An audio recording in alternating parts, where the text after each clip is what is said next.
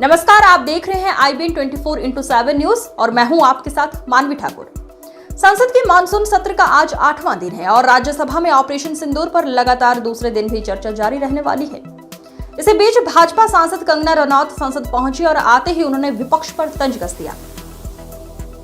कंगना ने कहा, जब देश के सैनिकों ने अपना बलिदान दिया तब विपक्ष अगर चुप्पी साधे बैठा है, ये सवाल खड़े कर रहा है तो ये दुर्भाग्यपूर्ण है। ये समय राजनीति का नहीं, एकजुटता दिखाने का है। उन्होंने आगे कहा, जो लोग ऑपरेशन सिंदूर पर राजनीति कर रहे हैं, शायद उन्हें देश की भावनाओं की कदर नहीं।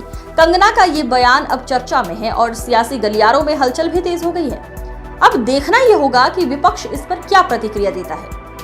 SIR जो है वो एक बहुत ही जरूरी कार्रवाई है जो कि हर सरकार करती है। कांग्रेस ने भी अपने टाइम पे, अगर आप पता करें, 20-25 बार ये करी हुई है कार्रवाई। अभी जो शायद मुझे जहां तक अनुमान है, अभी बहुत सालों से ये हुई नहीं है, तो इसकी तो हमें खुद डिमांड करनी चाहिए आगे से सरकार से कि इस तरह के कौन इस देने का अधिकार नहीं है, किसको अधिकार है। तो अगर ये पता करती है सरकार, और जो कि एक संवैधानिक काम है जो करे, तो उसमें इनको क्यों इतनी तकलीफ हो रही है? उनका कंसर्न है, कह रहे कि ट्रांसपेरेंसी नहीं है, कहीं ना कहीं डुप्लीकेशन की करने की वो कर रहे हैं। नहीं, ट्रांसपेरेंसी के लिए ही ये काम जो है वो सरकार कर रही है।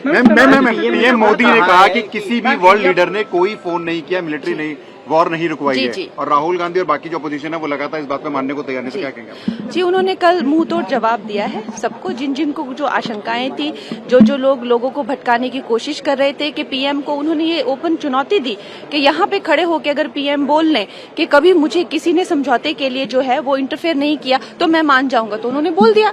उन्होंने बड़ी ही सहजता से वहां पे खड़े होकर बोल दिया कि मैं, जो किसी ने भी जो है वो इंटरफेयर करके यहाँ पे ये नहीं करवाई है, सीज फायर नहीं करवाई है, तो अब उनके मुंह बंद हो गए हैं, उनकी बोलती बंद हो गई है बिल्कुल।